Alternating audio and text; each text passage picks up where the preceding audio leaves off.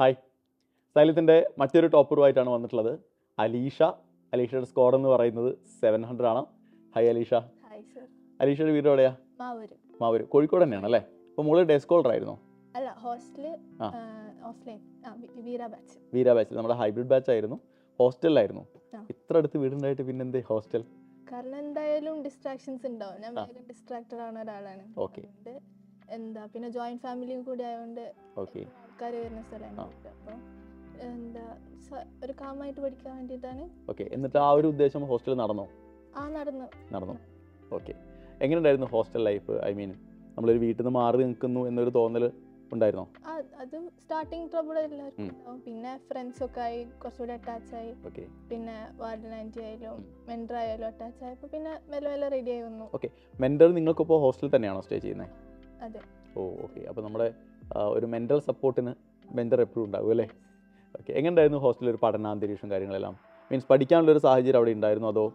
എല്ലാവരും ഒരു കോമ്പറ്റേറ്റീവ് മൈൻഡിലാണല്ലോ. അപ്പോൾ എല്ലാവരും പഠിക്കാൻ വേണ്ടി അങ്ങോട്ടും ഇങ്ങോട്ടും ഹെൽപ്പ് ചെയ്യും, ഡൗട്ട്സ് അങ്ങോട്ടും ഇങ്ങോട്ടും ക്ലിയർ ചെയ്യും. പിന്നെ പഠിക്കാനൊരു കറക്റ്റ് അന്തരീക്ഷം. കാരണം കോമ്പറ്റേറ്റീവ്നെസ് കൂടിയ ഒരു പരീക്ഷ ആണല്ലോ. അപ്പോൾ മറ്റുള്ളവരെങ്ങനെ കമ്പയർ ചെയ്ത് പഠിക്കുക എന്ന് പറയുമ്പോൾ അതൊരു അഡ്വാൻറ്റേജ് ആണ് ഹോസ്റ്റലിൽ. ഓക്കെ. ഇപ്പോൾ നോർമലി നമ്മൾ ഇത്രയും കോമ്പറ്റേറ്റീവ് ആയിട്ടുള്ള പരീക്ഷയ്ക്ക് പ്രിപ്പയർ ചെയ്യുമ്പോൾ ശരിക്കും നമുക്ക് ഡെയിലി ക്ലാസ്സുകളില്ല അല്ലേ? 1-2 ദിവസങ്ങളിലാണ് സൈലത്തിൻ്റെ ക്ലാസ്. അതാണ് നമ്മുടെ ഹൈബ്രിഡ് സിസ്റ്റം എന്ന് പറയുന്നത്. ആ ഒരു സിസ്റ്റം മോൾക്ക് എത്രത്തോളം സഹായകരമായി തോന്നിയിട്ടുണ്ട്? അത് ഒരു ടോപ്പിക്കിന് 2 ദിവസം കിട്ടുന്നുണ്ട്. ഒരു ടോപ്പിക്കിന് 2 ദിവസം എന്ന് പറയുമ്പോൾ അതെങ്ങനെയാണെന്നൊന്ന് പറയാമോ? ഒരു ദിവസം ഓൺലൈന് വീഡിയോ ക്ലാസ് കണ്ടിട്ട് അടുത്ത ദിവസം ഓഫ്ലൈന് സാറുമാർ ക്ലാസ് എടുക്കും. അത് എന്തോ ഒരു ടോപ്പിക്കിൽ നമുക്കൊരു കോൺഫിഡൻസ് ഇൻക്രീസ് ആവും. കാരണം എല്ലാ മുക്കും മൂല്യം നമ്മൾ ആ 2 ദിവസം കൊണ്ട് തൊട്ട് കഴിഞ്ഞിട്ടുണ്ടാവും. ഒരു ടോപ്പിക്കിൻ്റെ തന്നെ എല്ലാ ക്വസ്റ്റ്യൻസും ചെയ്യാനുള്ള ടൈം നമുക്കുണ്ട്.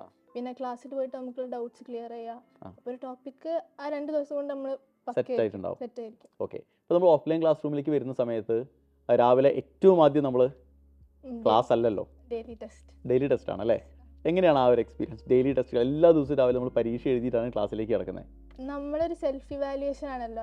നമ്മൾ എങ്ങനെ പഠിച്ചു അങ്ങനെയാണല്ലോ നമുക്ക് അത് മാർക്ക് കിട്ടുക. അപ്പോൾ ആ ഡെയിലി ടെസ്റ്റ് നമ്മൾ എവിടെയൊക്കെ മിസ്സായി, പഠിച്ചത് എവിടെയൊക്കെ മിസ്സായി നമുക്ക് മനസ്സിലാക്കാൻ പറ്റുന്ന ഒരു ടെസ്റ്റാണ്. പിന്നെ അതുണ്ടാവുന്ന മിസ്റ്റേക്സ്, ഞാൻ മീൻസ് ക്ലാസ് കഴിഞ്ഞാൽ ഉണ്ടാവുന്ന മിസ്റ്റേക്സ് ഒന്നും കൂടി നോക്കി എഴുതി പ്രാക്ടീസ് ചെയ്യും.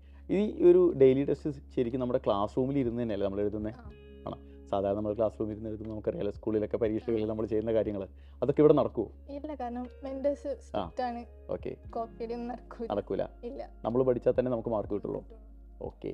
ഈ ഡെയിലി ടെസ്റ്റ് പുറമെ വേറെ എന്തൊക്കെ പരീക്ഷകളായിരുന്നു കഴിഞ്ഞൊരു വർഷം മോള് ചെയ്തിട്ടുള്ളത്? വീക്കിലി ടെസ്റ്റുകൾ ഉണ്ടായിരുന്നു? ഓരോ വീക്കിലും പരീക്ഷകൾ? ചാപ്റ്റർ വൈസ് എക്സാം ഉണ്ടായിരുന്നു. ഓക്കെ. പിന്നെ ഗ്രാൻഡ് ടെസ്റ്റുകൾ? ഓക്കെ. പിന്നെ GIBകൾ അല്ലേ? നമ്മുടെ ഒരു GIB എന്ന് പറഞ്ഞാൽ എനിക്കൊന്ന് ഓൾ കേരള നടക്കുന്ന ഒരു പരീക്ഷയാണ് അല്ലേ? എങ്ങനെയുണ്ട് ആ ഒരു എക്സ്പീരിയൻസ്?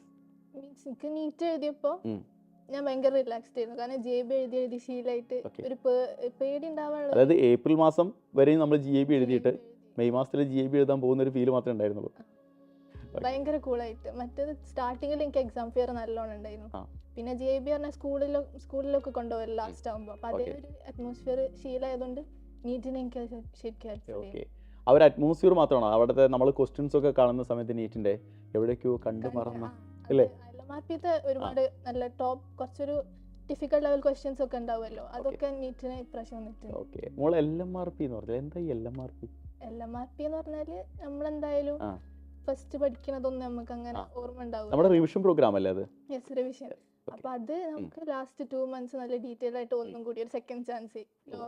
തിയറിയും പഠിപ്പിക്കും അതില്? അതോ ക്വസ്റ്റ്യൻസ് മാത്രമാണോ? തിയറി പഠിപ്പിക്കും, എക്സാംസും ഒക്കെ ഉണ്ടാവും. 2 ദിവസം കിട്ടുമല്ലോ ഒരു ചാപ്റ്റർ പഠിക്കാൻ. 4 ചാപ്റ്റർ പഠിക്കാൻ. ഓക്കെ. അപ്പോൾ LMRP കഴിഞ്ഞിട്ട് LMRPയോട് കൂടി നമ്മൾ റിവിഷൻ പ്രോഗ്രാംസ് അവസാനിച്ചോ? അത് കഴിഞ്ഞിട്ട് നമ്മളൊരു എക്സാംസ് ഉണ്ടായിരുന്നു. ഓക്കെ. XPL അല്ലേ? നമ്മുടെ ഒരു പ്രീമിയർ ലീഗ് ഉണ്ടായിരുന്നില്ലേ IPLന്റെ സമയത്ത്? പിന്നെ മാരത്തോൺ ഭയങ്കര ഹെൽപ്ഫുൾ ആയിരുന്നു ലാസ്റ്റ്. ഓക്കെ. നമ്മുടെ DPPകളും മൈൻഡ് മാപ്പുകളും ഒക്കെ എത്രത്തോളം സഹായിച്ചിട്ടുണ്ട്? ലാസ്റ്റ് വരെ DPPയിലാണ് ഏറ്റവും കൂടുതൽ ഡിപ്പെൻഡ് ചെയ്തിട്ടുള്ളത്.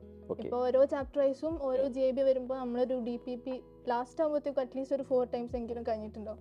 പിന്നെ LMRP ബാക്കിയില്ല. അപ്പോൾ ഒന്നും കൂടി നമ്മളൊക്കെ മറിച്ച് നോക്കുമ്പോൾ പെർഫെക്റ്റ് തറവാകുക ആ ടോപ്പിക്.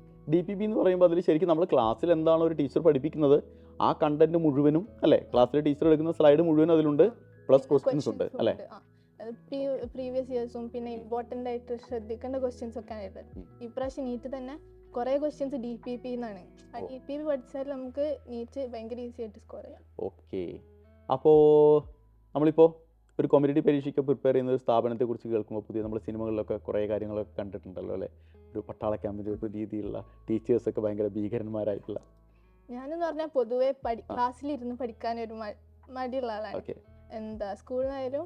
പക്ഷെ ഇവിടെ വന്നിട്ടാണ് ശരിക്കും ഫിസിക്സ് ഒക്കെ എനിക്ക് ക്ലാസ്സിൽ ഇരുന്ന് ഉറങ്ങലായിരുന്നു +2 +1 ഒക്കെ. പക്ഷെ ഇവിടെ വന്നിട്ടാണ് ശരിക്കും ശ്രദ്ധിക്കാൻ തുടങ്ങിയത്. ക്ലാസ്സിൽ വരെ എനിക്ക് ഇഷ്ടമായിരുന്നു ഇവിടെ ഫിസിക്സ്. ഭയങ്കര കളി തമാശകളിലൂടെ ഇങ്ങനെ ക്ലാസ്സിൽ പോകുമ്പോൾ അത് ഇൻട്രസ്റ്റിംഗ് ആയിരുന്നു. ഓക്കെ. ടീച്ചേഴ്സൊക്കെ ഭയങ്കര അപ്രോച്ചബിൾ ആയിരുന്നു. മീൻസ് നമ്മൾ ഡൗട്ടൊക്കെ ചോദിക്കുന്ന സമയത്ത് ക്ലാസ്സിൽ ഇപ്പോൾ ഒരു ഡൗട്ട് ചോദിക്കും, നമ്മളെ ട്രോള് അങ്ങനെയുള്ള പ്രശ്നങ്ങളൊക്കെ ഇല്ല, ഓപ്പൺ ആയിട്ട് ചോദിക്കാൻ. ബ്രേക്ക് ടൈമിലായാലും നമുക്ക് സ്റ്റാഫ് റൂമിൽ ചെന്നിട്ട് അവർ ഭയങ്കര ഈസി ആയിട്ട് ഡൗട്ട് പറഞ്ഞു. ഓക്കെ.